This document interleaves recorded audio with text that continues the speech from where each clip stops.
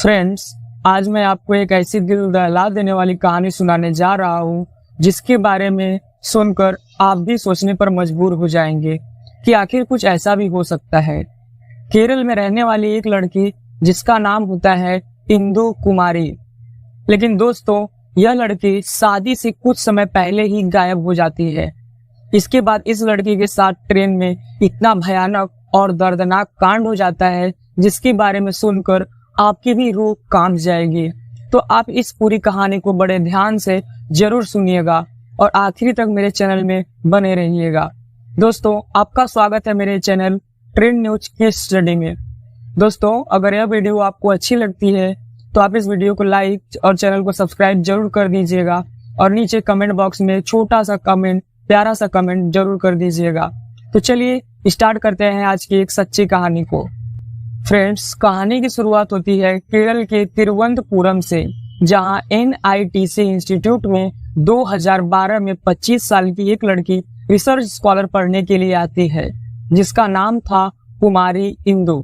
दिखने में बेहद ही खूबसूरत होने के साथ साथ पढ़ाई में भी बहुत होशियार लड़की थी।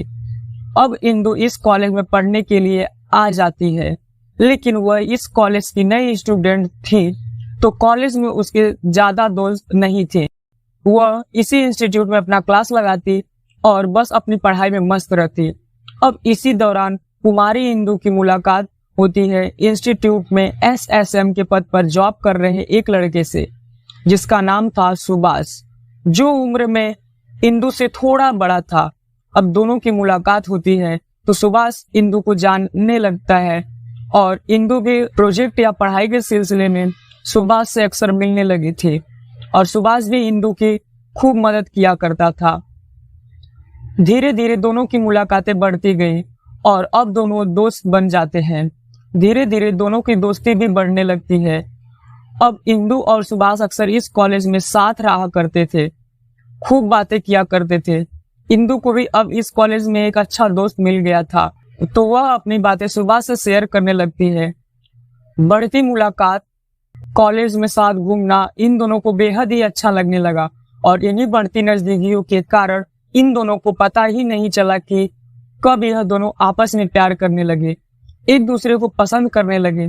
लेकिन दोस्तों, इन दोनों में से कोई नहीं जानता था कि इन दोनों का इतना करीब आना उनके लिए आगे इतना भयानक, इतना खौफनाक मंजर ला देगा। अब सुभाष इंदु से इतना प्यार करने लगा था कि वह इंदु को खोना नहीं चाहता था। तो एक दिन सुभाष और इंदु जब साथ में थे तो सुभाष इंदु को शादी के लिए प्रपोज कर देता है। सुभाष इंदु से कहता है कि वह इंदु से शादी करना चाहता है। तो दोस्तों, क्योंकि अब इंदु भी सुभाष से प्यार करती थी तो इंदु भी सुभाष के इस प्रस्ताव को नहीं ठुकराती है। तो इंदु उस वक्त सुभाष को शादी करने के लिए हाँ भर देती है और शायद इसी हाँ ने इस पूरी कहानी को इतना भयानक मोड़ दे दिया। दरअसल अब इंदु की शादी की हाँ के बाद सुभाष बेहद खुश होता है और इसी खुशी के चलते एक दिन 24 अप्रैल 2012 को सुभाष तिरुवनंतपुरम से कोझिकोड के लिए अपनी और इंदु की 2 ट्रेन की टिकट बुक करवा देता है।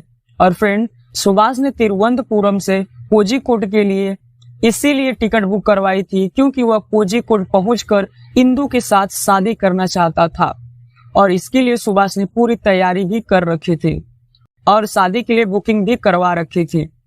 लेकिन फ्रेंड्स, इंदु को इस बात की भनक तक नहीं थी कि सुभाष ने इतना कुछ सोच रखा है, क्योंकि सुभाष ने यह बात इंदु से सीक्रेट रखी थी। इंदु को शादी का सरप्राइज देना चाहता था। और फ्रेंड्स, इसके अलावा सुभाष ने कोझिकोड से सिक्किम की भी टिकट बुक करवा रखी थी ताकि वह दोनों कोझिकोड से शादी करके वहीं से सिक्किम अपने हनीमून के लिए निकल जाए। लेकिन उसने यह बात इंदु से छिपा रखी थी और वह इंदु से बस इतना ही कहता है कि तुम और मैं घूमने के लिए कोझिकोड जा रहे हैं। और इंदु सुभाष के साथ सफर करने पहले भी बहुत बार जा चुकी थी तो इंदु इस ट्रिप के लिए तैयार हो जाती है। तभी फ्रेंड्स, कुछ ऐसा होता है जिसकी सुभाष ने भी कल्पना भी नहीं की होगी। दरअसल 24 अप्रैल 2012 को जिस दिन सुभाष ने टिकट बुक करवाई थी उसी दिन इंदु के मम्मी पापा सुभाष के घर पहुंच जाते हैं, जो कि सुभाष को अच्छे से जानते थे कि सुभाष इंदु का बेस्ट फ्रेंड है। अब दोस्तों सुभाष को उनके अचानक से आना थोड़ा अजीब सा लगा, लेकिन फिर भी सुभाष ने उनके अच्छे से स्वागत किया और उनकी अच्छे से खातिरदारी भी की। अब इसके बाद उनमें आपस में बातचीत होने लगती है। बातचीत करने के दौरान ही इंदु के पापा सुभाष के घर आने का कारण बताते हुए कहते हैं कि उन्होंने इंदु की शादी रख दी है और शादी में उसका बेस्ट फ्रेंड ना आए, ऐसा कैसे हो सकता है। और इतना कहकर उन्होंने सुभाष के हाथ में इंदु की शादी का कार्ड थमा दिया। शादी का कार्ड देखते ही सुभाष के पैरों के नीचे की जमीन खिसक जाती है। वह सहम जाता है कि आखिर ऐसा कैसे हो सकता है। तो आगे इंदु के पिता जो बात कहते हैं वह सुभाष के लिए और भी चौंकाने वाली थी। इंदु के पिता आगे कहते हैं कि यह शादी इंदु की मर्जी से ही की गई है। उन्होंने इंदु से इसके बारे में बातचीत भी की थी, तो उसने शादी के लिए हाँ कर दी। अब इतना कहकर इंदु के मम्मी पापा वहां से चले जाते हैं। इस बात की खबर इंदु को नहीं थी कि उसके मम्मी पापा सुभाष को उसकी शादी का कार्ड देने उसके घर गए हैं। शायद अगर इंदु को यह बात पहले ही पता होती तो वह सुभाष के घर उसके मम्मी पापा को नहीं जाने देती और इतना बड़ा भयानक कांड होने से बच जाता। इधर सुभाष के मन में एक ही बात चल रही थी कि आखिर इंदु ने क्यों उसको अपने इस शादी के रिश्ते के बारे में क्यों नहीं बताया। सुभाष ने इंदु के साथ अपनी शादी का रजिस्ट्रेशन करवा रखा था, यहाँ तक हनीमून का टिकट भी बुक करवा रखी थी, और कहाँ वह इंदु की शादी का कार्ड हाथ में पड़े खड़ा था। यह बात सुभाष को अंदर ही अंदर खाए जा रही थी। उसके मन में इंदु के प्रति गुस्सा भी था कि बात इतनी आगे बढ़ गई, लेकिन इंदु ने कभी जिक्र तक नहीं किया। लेकिन अब भी सुभाष सोचता है कि इंदु के घर वाले कास्ट में ज्यादा विश्वास रखते हैं, तो शायद इंदु ने घर वालों के दबाव में आकर इस शादी के लिए हाँ किया होगा। उसके मन में अभी यह था कि उसे एक बार फिर इंदु से इस बारे में बात करनी चाहिए। तो सुभाष इस ट्रिप को कैंसिल नहीं करता है और अगले ही दिन यानी कि 25 अप्रैल 2012 को इंदु और सुभाष प्लान के मुताबिक दोनों तिरुवनंतपुरम रेलवे स्टेशन पर मिलते हैं। वहां से कोझिकोड के लिए ट्रेन पकड़ते हैं। अब दोनों ट्रेन में बैठ जाते हैं और ट्रेन तिरुवनंतपुरम से रवाना हो जाती है।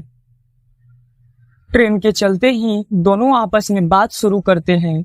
सुभाष अब अपने सामने की सीट पर बैठी इंदु को 24 अप्रैल के शाम की घटना के बारे में बताता है कि शाम को तुम्हारे मम्मी पापा तुम्हारी शादी का कार्ड लेकर मेरे घर आए थे। फ्रेंड्स, सुभाष के मुंह से यह बात सुनते ही इंदु के चेहरे की चमक उड़ जाती है कि आखिर यह क्या हो गया। तब सामने सीट पर बैठा सुभाष इंदु को अपने प्लान के बारे में बताता है कि उसने सिर्फ तुमसे शादी करने के लिए तिरुवनंतपुरम से कोझिकोड की टिकट बुक करवाई है और इस शादी के लिए उसने रजिस्ट्रेशन भी करवा रखा है। और वह आगे कहता है कि मैं तुमसे बेहद प्यार करता हूँ और मैं कोर्ट मैरिज के लिए भी रजिस्ट्रेशन करवा रखा है।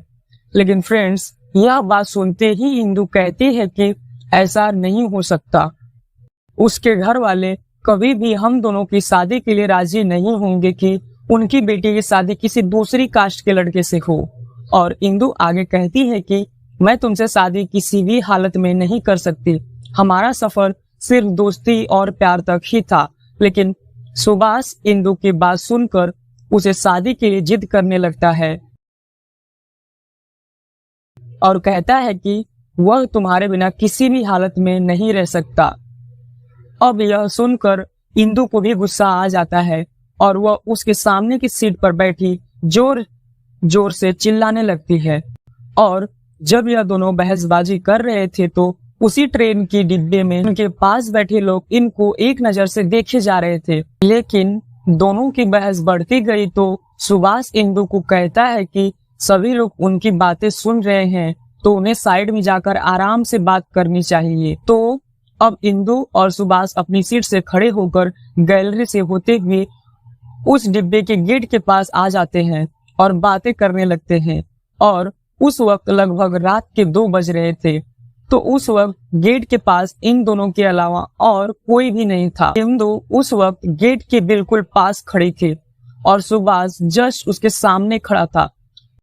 तब सुभाष आखिरी बार इंदु से पूछता है कि क्या वह उससे शादी करेगी, तो इंदु इस बात से वह मना कर देती है कि वह अपने घर वालों के खिलाफ नहीं जा सकती। उसने खुद ही इस शादी के लिए हामी भरी है, तो वह इस लड़के से शादी करेगी जिसे उसके मम्मी पापा ने पसंद किया है। और इंदु की यह बात सुभाष को खटक जाती है और इस बात के लिए सुभाष को इतना गुस्सा आ जाता है कि रात के 2 बजे जब ट्रेन प्रयाग नदी के पुल से गुजर रही थी, तो इस समय सुभाष इंदु को ट्रेन से धक्का दे देता है। और जैसे ही इंदु ट्रेन से नीचे गिरती है तो उसका सर सीधे पुल के पाइप से टकराता है और इंदु सीधे पाइप से टकराकर नीचे पानी में गिर जाती है। वह पल भर के गुस्से ने सुभाष से इतना बड़ा कांड करवा दिया। अब सुभाष भी सहम जाता है और वह 12 किलोमीटर आगे आने वाले स्टेशन पर उतर जाता है और वापस अपने घर चला जाता है। इधर जब इंदु के पापा सुबह इंदु को कॉल लगाते हैं तो उसका फोन स्विच ऑफ आता है। अब उन्हें भी इस बात का पता नहीं था कि कल रात इंदु सुभाष के साथ थी। फिर भी वह एक बार सुभाष से पूछते हैं कि इंदु का फोन स्विच ऑफ आ रहा है, वह कहाँ है, क्योंकि उन्हें शादी के पहले होने वाले सभी रस्में भी पूरी करनी थी। तो आगे सुभाष घर वालों से कहता है कि वह नहीं जानता कि इंदु कहाँ है। उसने भी इंदु को कॉल लगाया लेकिन उसका फोन स्विच ऑफ आ रहा था। अब इंदु के घर वाले इंदु के पापा इंदु की तलाश में लगे पड़े थे और इसी दौरान 2 दिन बीत जाते हैं और इस बीच उन्हें पुलिस स्टेशन में इंदु की गुमशुदगी की रिपोर्ट भी करवा दी थी। तभी दोस्तों 2-3 दिन बीत जाने के बाद उस नदी में उस पुल के किनारे मजदूर रेत निकाल रहे थे तो उन्हें एक लड़के की लाश मिलती है जिसका पीछे से सर फटा हुआ था। तो अब इस लड़के की पहचान की जाती है तो पता चलता है कि कुमारी इंदु का ही डेड बॉडी थी जिसका पोस्टमार्टम कर घर वालों को सौंप दिया जाता है। और अब पुलिस इस केस को सुसाइड बताकर रिपोर्ट बना देती है, क्योंकि पुलिस वालों को लगा कि इंदु की कुछ समय पहले ही शादी तय थी और शायद इस शादी में घर वालों ने इंदु पर दबाव बनाया होगा, जिस कारण इंदु ने खुदकुशी कर ली। लेकिन इंदु के पापा यह कभी भी मानने को तैयार नहीं थे कि इंदु ने खुदकुशी की है, क्योंकि यह शादी इंदु की मर्जी से ही हो रही थी। तो इंदु के पापा एक बार फिर उस जगह पर जाते हैं जहां इंदु की डेड बॉडी मिली थी। जैसे ही इंदु के पापा उस जगह पर पहुंचते हैं तो उन्हें वहां से एक बहुत ही बड़ी बात पता चलती है। दरअसल वही काम करने वाले मजदूर से इंदु के पापा पूछते हैं कि उसने उस रात क्या देखा, तो वह मजदूर बताता है कि वह उस रात यहीं पर सो रहा था, लेकिन जैसे ही ट्रेन आई तो उसकी नींद खुल जाती है और वह सामने देखता है कि ट्रेन से कोई चीज गिर रही है जो सीधे पुल से टकराई है और नदी में जाकर गिरी है। और उस चीज के पीछे ट्रेन के गेट के पास उसे एक व्यक्ति खड़ा हुआ दिखाई दिया। उस मजदूर की यह बात सुनते ही इंदु के पापा इस बयान को लेकर हाई कोर्ट पहुंच जाते हैं। तो इस केस को क्राइम ब्रांच को सौंप दिया जाता है और क्राइम ब्रांच की टीम एक बार फिर से इस केस की जांच में लग जाती है। और जब उन्हें पोस्टमार्टम की रिपोर्ट की बारीकी से जांच की जाती है तो पता चलता है कि इंदु के सिर के पीछे चोट लगी थी।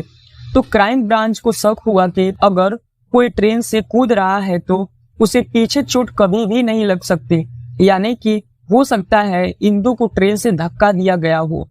अब क्राइम ब्रांच इसी समस्या के साथ इस केस की जांच शुरू करती है और टेबल एजेंट तक पहुंच जाती है। और बस दोस्तों यही से उन्हें पता चलता है कि इंदु के साथ सुभाष नाम का एक लड़का भी ट्रेन की टिकट बुक करवाया था। तो अब तुरंत ही क्राइम ब्रांच की टीम सुभाष के घर पहुंच जाती है और उससे पूछताछ करती है। सुभाष बस इतना कहता है कि वह इंदु के बारे में कुछ नहीं जानता, इंदु बस उसकी एक अच्छी दोस्त थी। लेकिन इसके बाद पुलिस वाले जैसे ही सुभाष का लैपटॉप चेक करते हैं तो दोस्तों पुलिस को सुभाष के लैपटॉप में सुभाष और इंदु की कुछ प्राइवेट फोटोज मिलती हैं, जिसे देखकर पुलिस वाले सब कुछ समझ जाते हैं और तुरंत ही सुभाष को गिरफ्तार कर लेते हैं। सुभाष रोते हुए उन्हें उस रात की हुई पूरी घटना के बारे में बता देता है कि उसने ही उस रात ट्रेन में कुमारी इंदु को धक्का दिया था, क्योंकि इंदु उससे शादी नहीं करना चाहती थी, लेकिन सुभाष की जिद ने मम्मी पापा की एक प्यारी सी बच्ची को उनसे छीन लिया, जो अपने मम्मी पापा के सपने पूरे करने यहाँ पर पढ़ने के लिए आई थी। लेकिन वापस उसकी लाश ही पहुंचती है, और वह भी उसकी शादी के सिर्फ कुछ दिन पहले। और इस बच्ची के साथ गलत करने वाले यानी कि सुभाष आज जेल की सलाखों के पीछे अपनी जिंदगी काट रहा है। तो फ्रेंड्स, यह थी आज की हमारी सच्ची कहानी की केस स्टडी, जिससे आप कुछ सीखने की कोशिश जरूर कीजिएगा कि कैसे अपने बच्चों और खुद को ऐसी हालत में आने से पहले सतर्क कर ले। मिलता हूँ ऐसी ही एक नई कहानी के साथ। तब तक के लिए आप अपना ख्याल रखिएगा, और हमारे साथ जुड़ने के साथ कमेंट बॉक्स में इस कहानी के बारे में अपनी बात जरूर लिखिएगा, और चैनल को जरूर से सब्सक्राइब कर लीजिएगा। धन्यवाद।